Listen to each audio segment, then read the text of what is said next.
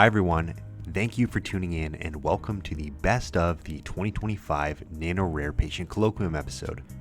This year's event brought more than 875 patients, family members, scientists, physicians, advocates, and industry leaders, joining both in person and virtually. The event united the Nano-Rare community to share knowledge, celebrate progress, and inspire action. Through moving patient talks, scientific discussions, and community-led sessions, the colloquium showcased the growing impact of personalized experimental medicines and the collective commitment to creating a brighter future for individuals living with nano-rare diseases. Of course, the colloquium spanned 2 days, so today we're bringing you just a snippet of the action in this best of episode.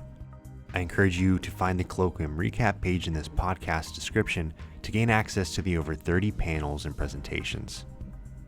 We also hope that you'll join us for the 2026 Nano-Rare Patient Colloquium, which will be held in Boston.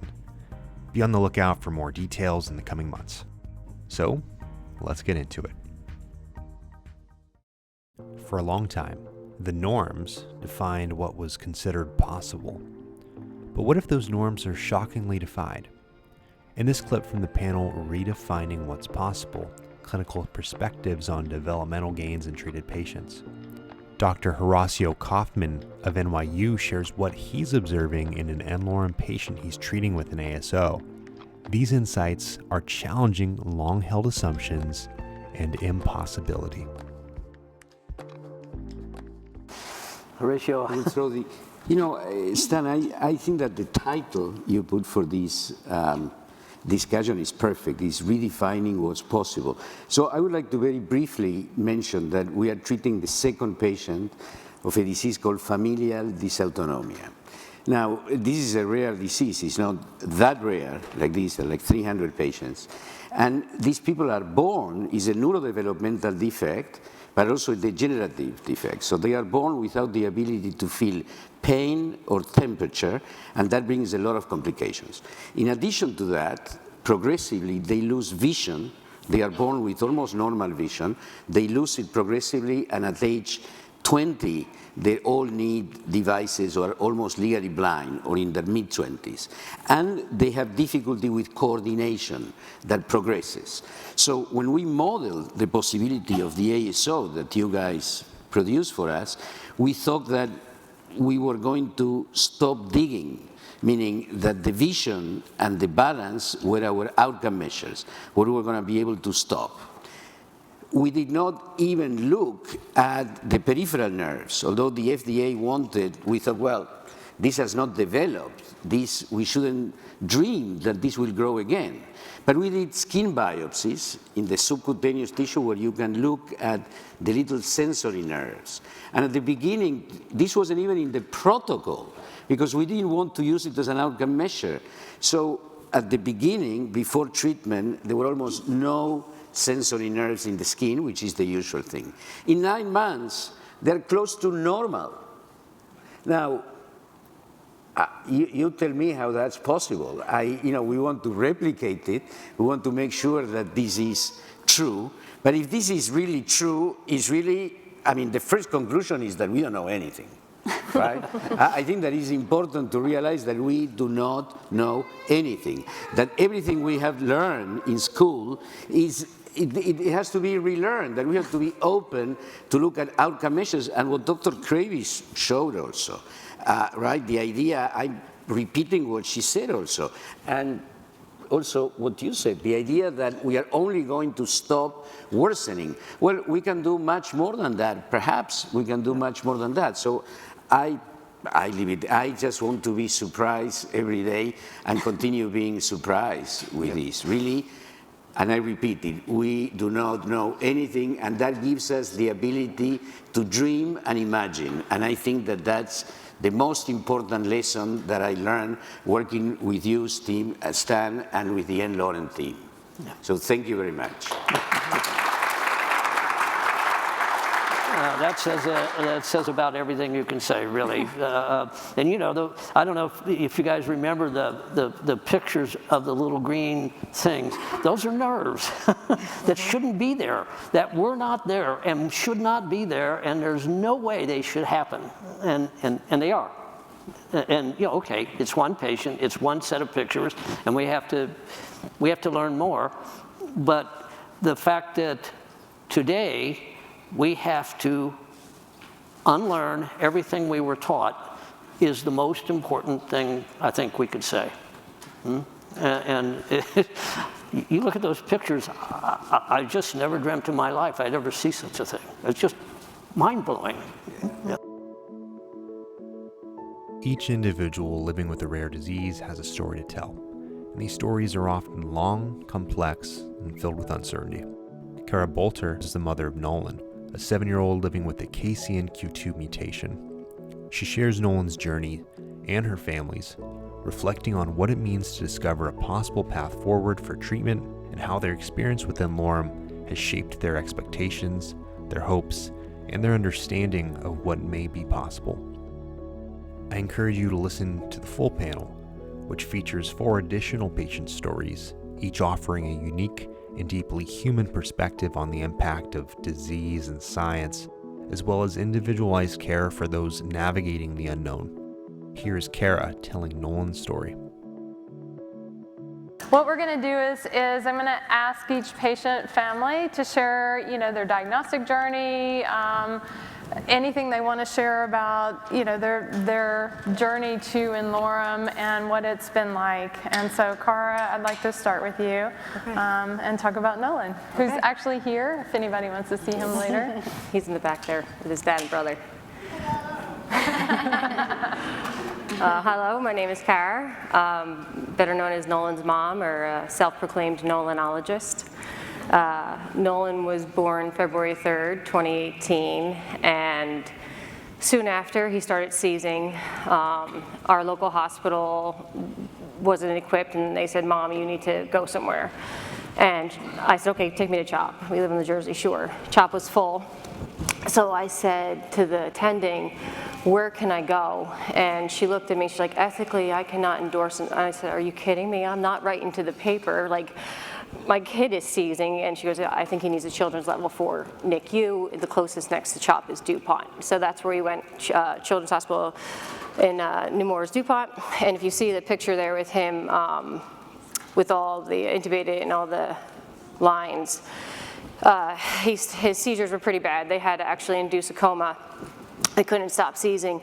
And I can remember before every single increase on a drip, you have to say okay. And one time they did it too much, and I stared at a flat line on an EEG. I can't remember how long it took. They reactivated his brain, obviously. And then very soon after, we received our diagnoses, just 17 days after life, February 20th, KCNQ2, developmental epileptic encephalopathy. We immediately started sodium channel blockers and a ketogenic diet. While we were in the NICU, Nolan received the G-tube. I remember being terrified, and now I've changed it in the parking lot. He had to have double hip surgery, bilateral, dislocation and dysphagia in his hips. And we went home. I never left him. I went to the hospital, I had my baby, and I was leaving with him. May 10th, we went home, and soon after, things actually went dramatically downhill. If you see the picture of Thomas in the red jammies kissing his brother, and then the other one with me in the hospital with him, you notice Nolan is pretty pale in color. In July 2018, we went in for a routine EEG, and they did some blood work. His hemoglobin was a 2.3 hemoglobin. And I remember the resident was like, "Mom, we're gonna redo the blood work because this can't be right." And the attending came running in and hit a button on the wall, and I'd never seen that before in my life, and lights went off, and a team in black scrubs came running. And they immediately took him to the PICU, and from there, it was a very traumatic journey, trying to figure out why he was having this bleed. We did every test we could think of. The only thing we realized there was blood coming from GI because his stool was positive. For blood, we did endoscopes, colonoscopies, echo scans, and everything.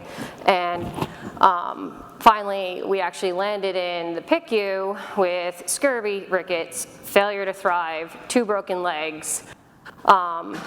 we've had, at this point, weekly blood transfusions in the hematology oncology floor at CHOP.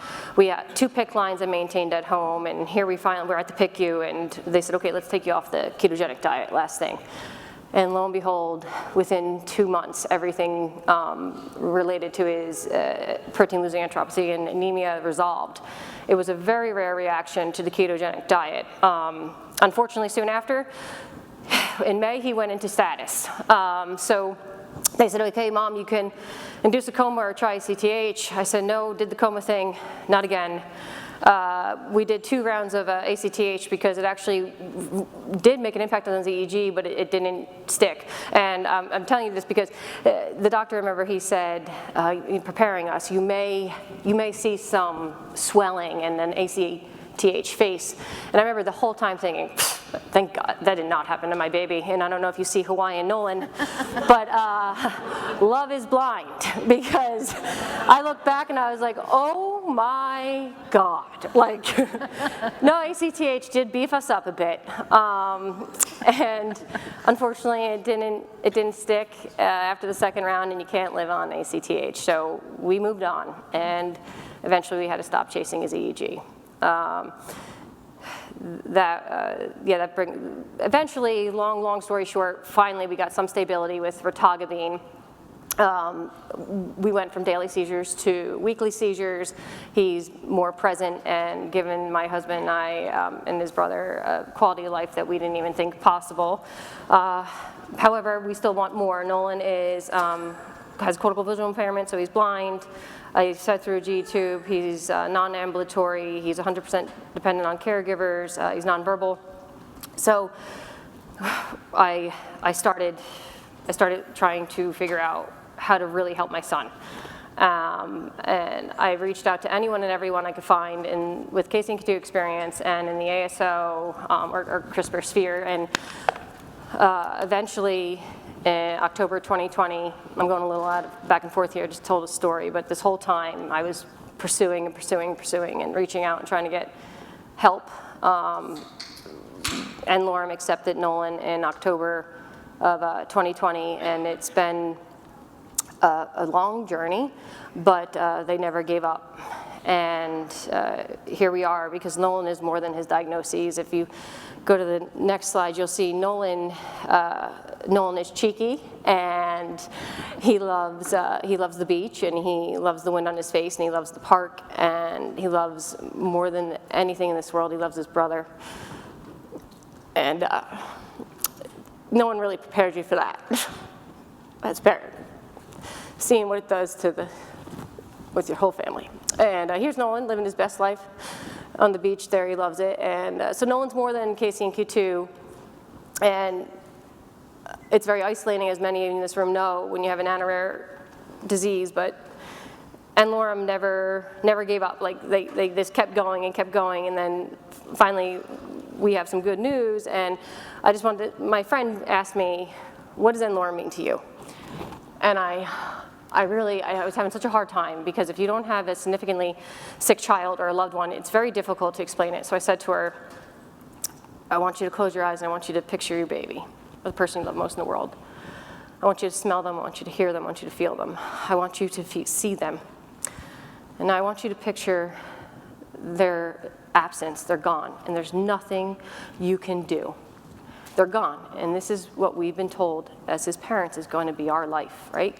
I said, that's heavy, right? Like super heavy, like knowing that like this is your future, this is it, this is coming. No matter what you do, this is coming. And it's such a heavy weight that you can't breathe at times. And n-Lorem came over and said, we can't take that weight from you, but we can help you carry it. Give us some of that. Take some off your shoulders. And so they took some off of my shoulders, and then with every little email, every little positive move forward, the n-Lorem said, give me some more of that weight, give me some more of that weight. And then finally one day, you open your email and you find, and we started the GLP tox stage.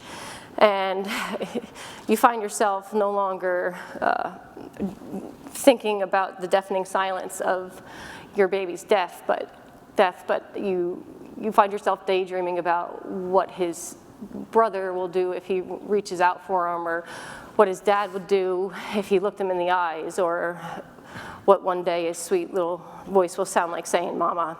And that's n-Lorem. n-Lorem is more than hope. n-Lorem is life itself.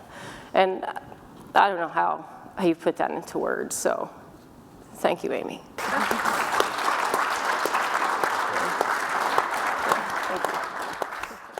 This episode of the n-Lorem Patient Empowerment Program podcast is proudly sponsored by Hanjin Biotech. With more than 26 years of experience in the nucleic acid industry, Hanjin is a specialized CDMO and raw material supplier committed to providing high-quality and high-value products and services with the best-in-class lead times.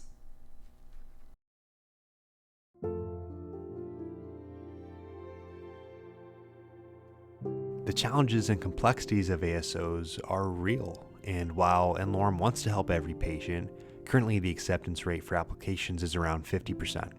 In this next clip from the panel navigating the complexities of individualized ASO development, Stan Crook and Lori Mignon, who's n-Lorem's Executive Director of Clinical Development, discuss a patient case in which n-Lorem had to make the difficult decision to decline treatment after a thorough access to treatment committee evaluation determined that targeting the affected gene posed a significant risk of further harm to the patient. Maybe the most interesting example of a really difficult decision we had to make was with alternating hemiplegia of childhood. This is a disease that we can certainly help.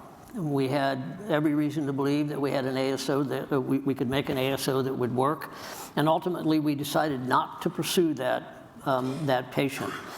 And I think it was mentioned earlier in the day that the reason we chose not to pursue it was that an in-depth examination of mutations and phenotype associated with that gene led to the conclusion that there was a possibility that reduction of that target at some point in the life of that patient could result in an unpredictable, extremely rapid, very rapidly fatal form of Parkinson's disease.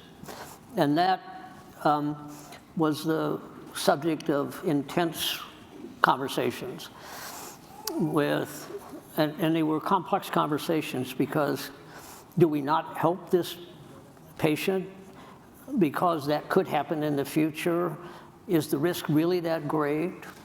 Is there a way that we could identify that risk and predict when it might happen and whether we could stop the drug in time? These were all things that we had to talk about. And of course, Lori, you participated extensively in that discussion, as did I, and our CMO, who's not here today, Joe Gleason, was a principal component in that conversation. Want to talk about that?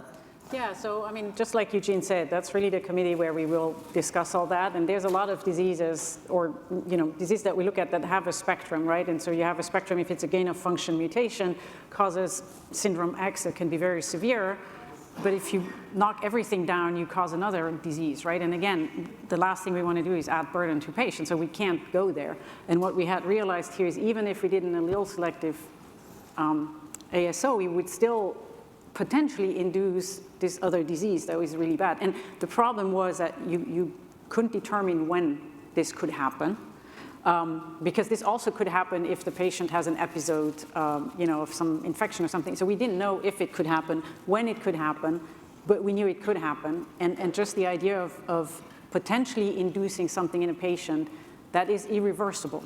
And that was the problem. It was also an irreversible phenotype. So we couldn't even say, sometimes if you induce too many seizures because maybe you knocked it down too much, you could stop the ASO and then you can go back. But in this case, we couldn't do that, even if you stopped the drug. And so it was a hard decision. This was a 4-year-old little girl who really needed help. She had hemiplegic attacks a lot. And, but we decided that, unfortunately, this was just not It was a conversation that took months.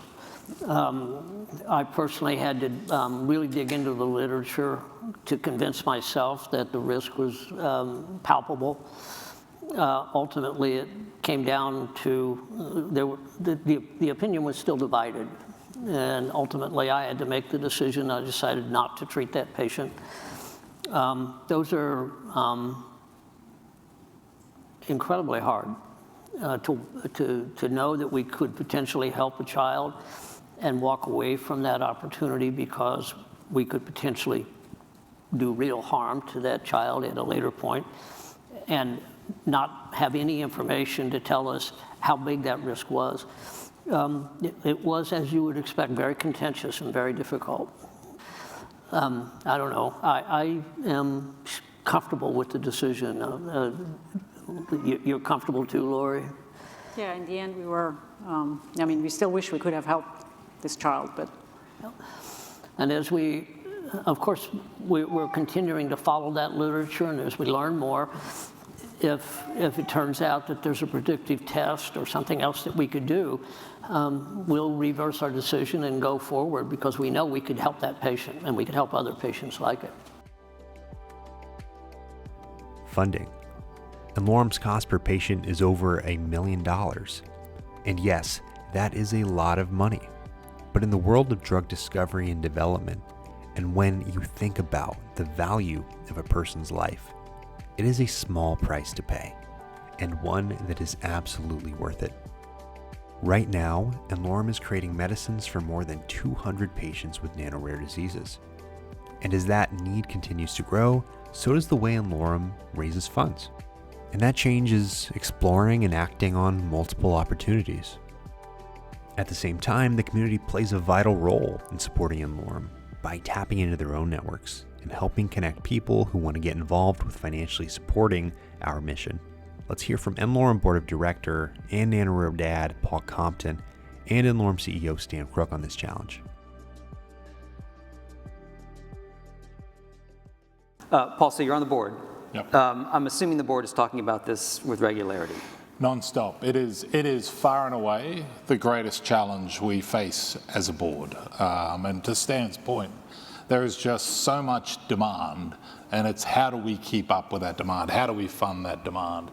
It's really quite an interesting intellectual challenge in that n-Lorem has an enormous store of value, intrinsic and tangible, in that whether it be the value of the underlying ASOs that have been developed, the team, the extraordinary team, their extraordinary network with regulators and with providers.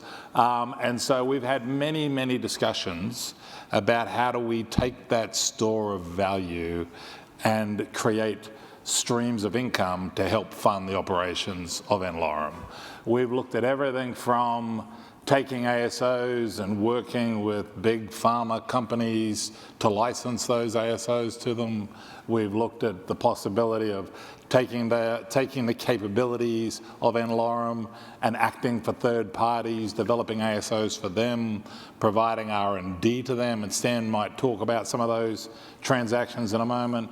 We've even looked at putting ASOs in a basket and getting private banking clients to invest in that basket. Now, that doesn't mean to say we've done all those things, but we've certainly shook the tree and had a really good look at them all.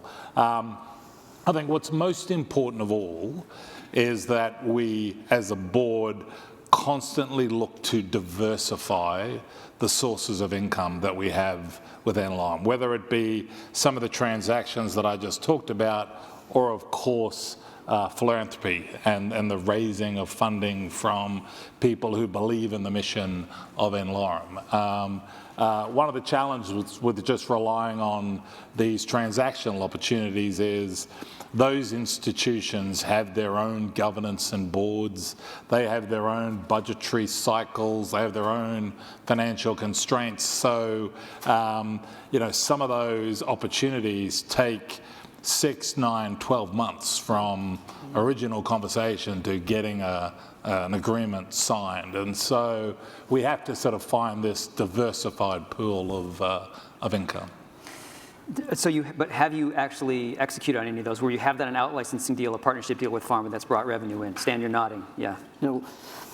Yeah, the average time to do one of those kinds of transactions is more than a year, really. But we began last year, and we've completed 4 transactions, and we have a number more that we think will get done before the end of the year, and those will generate not just dollars today, but opportunity for continuing revenues in the forms of milestones and royalties. So those are going to account for a meaningful fraction of the cash we need to raise. But I wouldn't just emphasize those. We've also had a really strong year in identifying new donors and getting charitable donations. And so, look, dollars are fungible. A dollar goes to help a patient, it helps a patient. So we try to make sure that we have all the sources of opportunity for cash in, and then we watch our pennies really, really carefully. 88% of every dollar we get is spent on a patient. Yeah. And we don't have any frills. We don't have any frills of any sort. Yeah. Something I've been a little surprised about is that so many people seem to think somehow the money just is there. Yeah. That oh well, n-Lorem will make it. It's not there. Every dollar that we have is the dollar that we've brought in, and as Paul said, I think it is the challenge of the community. And if we treat it as a challenge of the community, I'm very confident we'll succeed. Community matters. It always has, and it always will. Trish Flanagan is the mother of a teenage daughter living with HNR-NPH2, one of the diseases the n-Lorem's created medicine for. She's the co-founder of the HNR-NPH2 community group, the Yellow Brick Road Project. And one of the core themes of The Wizard of Oz is friendship, leaning on others and your community to find your way home. And that's exactly what Trish is doing. Her daughter wasn't among the first to be treated, but Trish explains why building a community with others walking the same path is so important, and why she chose to uplift the girls and the families first receiving the experimental medicine, supporting them with the hope that one day treatment could help her daughter and so many others. Let's take a listen. Trish, I'm going to turn to you. I kind of stalked her. I was like, this Yellow Brick Road, they seem to be just embracing these pioneer patients, and everything that I saw was so patient forward, and it felt like they had like a group that was just kind of amassed behind these 3 pioneer patients that were going to get the treatment, and it's remarkable that you would have a group where everybody has an affected child to step up and say, okay, it's not my child, but I'm going to support the pioneering patients, and we're going to wrap our arms around them. And so I was really impressed, and I think Dr. Bain showed a lot of the Yellow Brick Road, and you're wearing yellow, so yeah. so I really, what's the secret sauce here? How did you guys do that? So I would say when my daughter Morgan was diagnosed, she was 4.5, and when we met with Dr. Bain and Dr. Chung, we were in shock. And they said, the scientific technology is right there, and this is something we may be able to tackle. But I truly did not ever think that we could really be here as soon as we are. So I said, well, what do we do? And so they said, start a website. I was like, website? I don't know how to make a website, but I figured out how to make a website. And I think that one of my best skill sets is just being a team player. I played sports my whole life. My husband is the same way. We're definitely also, I'm hearing from other panelists here, like we're just not willing to sit on the sidelines. We worried and cried about the diagnosis, for which there was almost nothing known. I think Morgan was like the 7th known case in the world, and Dr. Bain had only sent in, I don't know, the precursor report to the actual publication on the first 6. So there was very little illumination on what the future would be like. So I did what makes me feel comfortable, which is find others who are going through the same thing. And I can just say that I found friends that I call my best friends now who have different strengths than I do. I think I'm a community builder. I like people, and I like to lift them up. And so I found other great parents whose children were affected by the same condition, and started working closely with Dr. Bain. She said, we need to have a natural history study. I said, what's a natural history study? And I realized that that's basically a library of information. And so we started building, we started kind of delivering to Dr. Bain patients at family meetings. And this started building out what has become an amazing natural history study that I think we wouldn't be watching 3 pioneers at this time, and hopefully 5 more here at n-Lorem if it weren't for that natural history study. So yeah, I think that just building the community, when we heard that it was going to be Rosie to be the first to receive a treatment, first of all, just, head spinning, can't believe this is happening. So like n-Lorem, I'm amazed by all that you do and the generosity and authenticity of every single person at n-Lorem. It's incredible. And we feel so honored and blessed to be involved at all. So when we heard that it was one, I started planning right away to just lift this family up. They were literally, when I think of the word pioneer, I think, they're going into the unknown. This is not going to be easy. And while we celebrate that they're receiving a treatment, we don't know how this is going to go. This is experimental, guys. So I did. I really felt with my board of directors, we all agreed we have got to rally behind these families. 2 more were added. So it was originally Rosie, and then Lakin was added, Annie was added. We couldn't be happier.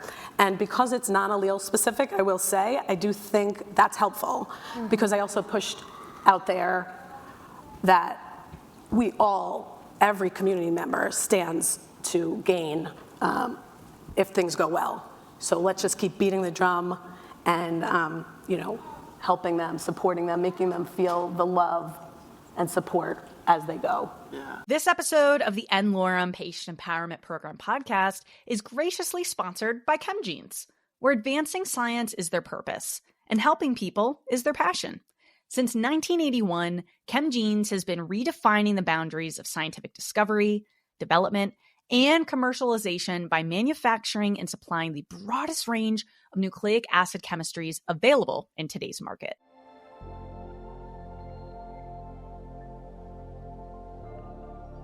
Because one Nano-Rare patient treated has seen gains in a particular area, does that mean that my child with the same disease will experience those gains?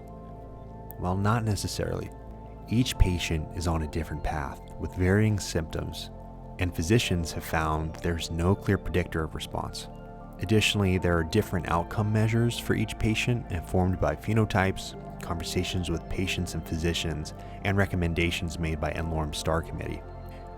Let's hear from collaborating physicians Lisbury Kravis of Rush, Olivia Kim McManus of Rady Children's, and Jen Bain of Columbia. Well, I think things like sleep and seizures and behavior, which are more fluctuant symptoms anyway, you can sometimes see responses more rapidly. But if you're talking about development, and having a great deal of experience with the Angelman trials, because now we've treated over 60 patients at our site, I can tell you that even in one disease, that actually within the spectrum of diseases is a relatively consistent disease in how it presents.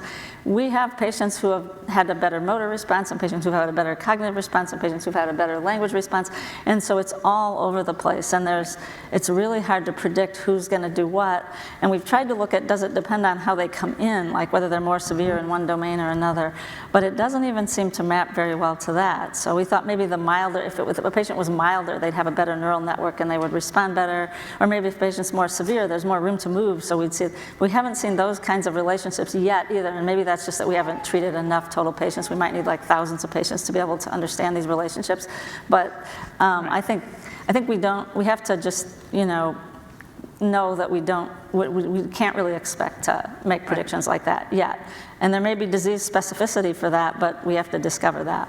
Well, and I think that's also what's very important then, actually. I mean, that's the point, right? Yeah. For families to understand. So if you know somebody that has the same mutation than your child, and they responded, let's say, to the ASO, and they saw this and that and the other symptom, improve first, that won't necessarily repeat itself in the next patient. And so I think that is important to tell every patient will have a different trajectory. Yeah, and I think that's not a bad problem to have, that there's multiple potential modalities that could change, and so, a selection of the right endpoints to follow that, and having the individual run-in again to know what is more affected in your child versus not, and can help inform that. But again, I think that kind of speaks to plasticity on many levels, and that's not a bad issue.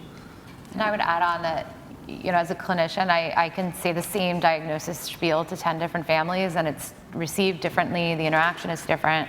And so, quality life is something that we measure, but it is very different to different people, that individual person as well as the family unit. And so holistically speaking, on like a psychological level, like what is meaningful to each family is going to be very different. And so, and what changes are meaningful clinically, it might be very different for a number of patients.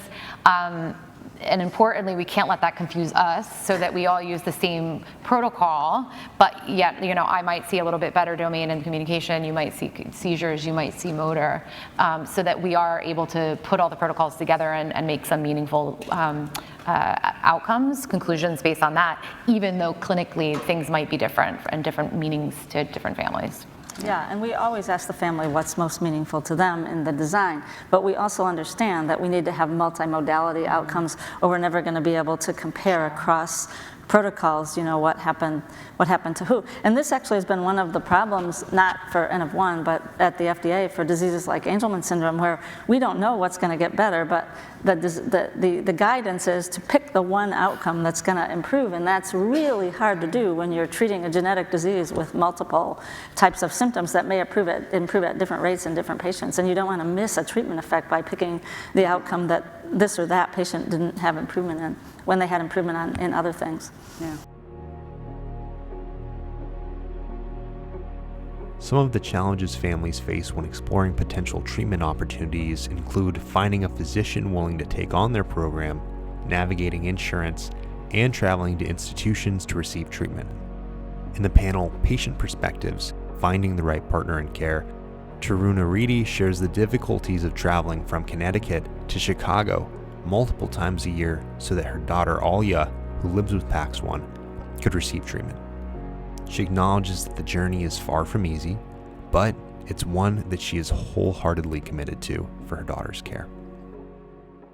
So I would say for me, it was less of a harrowing journey to find, the neurologist or the treating physician or the research physician that will be in charge of Alya. And, everybody knows Liz, if you meet her, it's a slam dunk if she's willing to take you on, right? Mm-hmm. So I think I was fortunate to not have that struggle to necessarily, find the treating physician. But, at the same time, it might not be the right choice for everybody. And I just want, you had talked about earlier, the logistics of flying and all this stuff. I live in Greenwich, Connecticut. I go to Rush, it's in Chicago. And we did give that, we made sure when we made that commitment as a family that we would go through with it. And we've been, with Liz for about 3 years now. A couple of years with the build-up, and as you know, the drug sort of moved from allele to non-allele, so that took a little bit longer, and so we had a little bit more time in terms of we've been with her for 3 years, but we also, understood from both sides, I understood what they expected from me in terms of the logistics of showing up, and not just, for the dose, but for the baseline and for the assessments and all of this other stuff. So I think that's really important to, if you make a commitment to sort of fly and go somewhere else that's not close to you, that you really make sure that it's something you can follow through on, because it's, as you said before, this is not a one-time thing.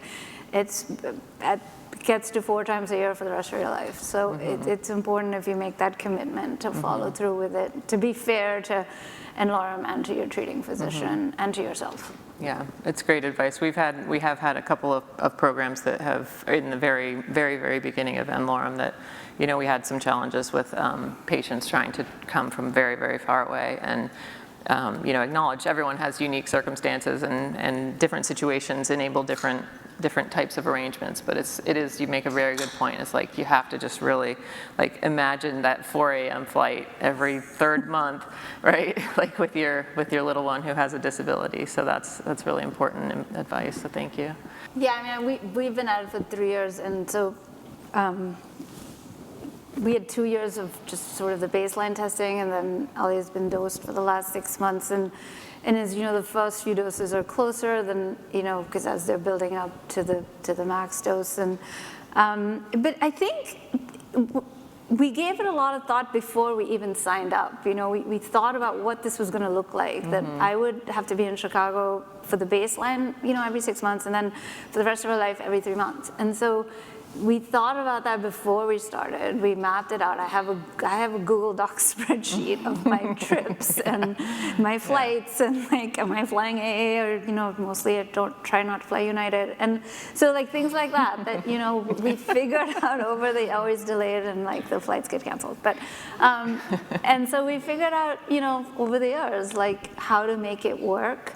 And I think for me, Liz and her care team, and they've made things so seamless in other ways, right? Like, I've never had to deal with them submitting to insurance, or her IRB process, or any of these other things. And she works with you guys seamlessly, and she's kept me posted on stuff. And she has a team that is there every time I show up and walks me from the time I enter to the time I leave. And so those things are really valuable too, but for me, it works, the travel. I'm able to do it. I figured it out, and I wouldn't want to be anywhere else, but it's not the right fit for everybody. Yeah, so even though there are several really fantastic sites probably closer to home, you're intending to go to Chicago where I am. forever. Yes, yeah. yes, I am. And the other thing is, Chicago to New York it's a very well traveled route, Right.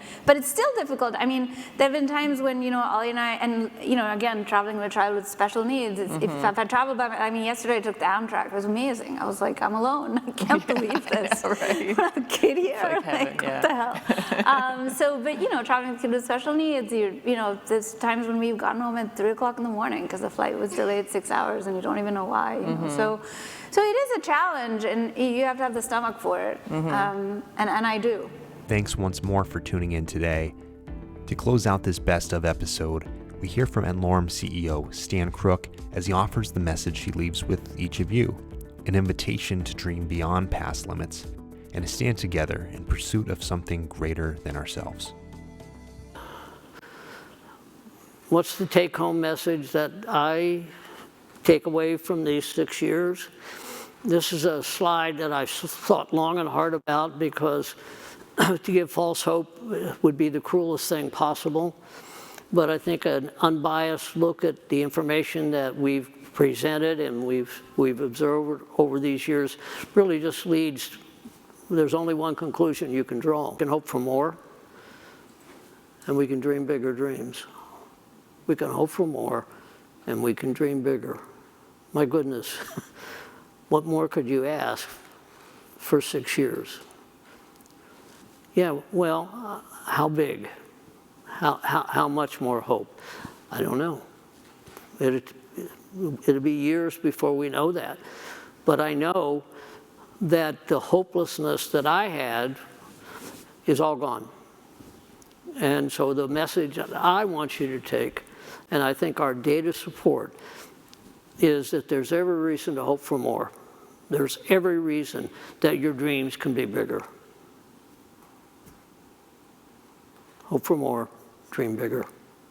Of course, we haven't done it alone. We've had the support of the FDA. I can't emphasize enough the central importance of the FDA. We've had so many donors, individual donors, disease-focused donors, our CMO and CRO partners in this growing list of commercial partners.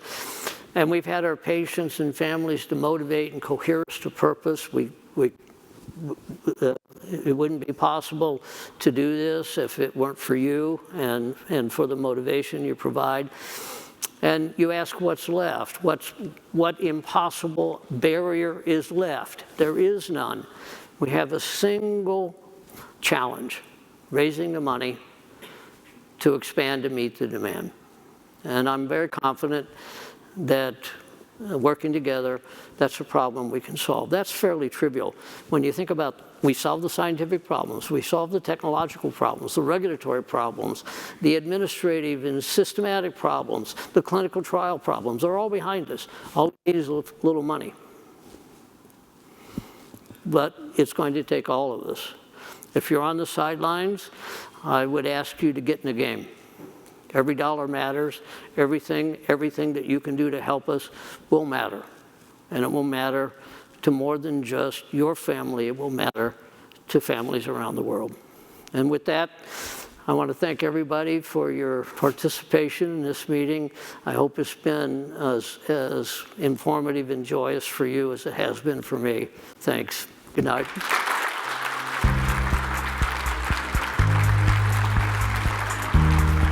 n-Lorem is a nonprofit committed to discovering and providing personalized experimental treatments for free, for life, to patients with genetic diseases that affect 1 to 30 patients worldwide, referred to by n-Lorem as Nano-Rare. Many of these patients progress and die without ever achieving a diagnosis. This is where n-Lorem comes in. They do the impossible by providing hope, and for those that they can help, free lifetime treatment. For more information about n-Lorem or today's episode, visit n-Lorem.org. Any questions can be sent into podcast@n-Lorem.org. Search n-Lorem on Twitter, Instagram, YouTube, LinkedIn, and Facebook to connect with us. This video is hosted by Dr. Stan Crook and produced with the help of the following professionals. Thank you for watching.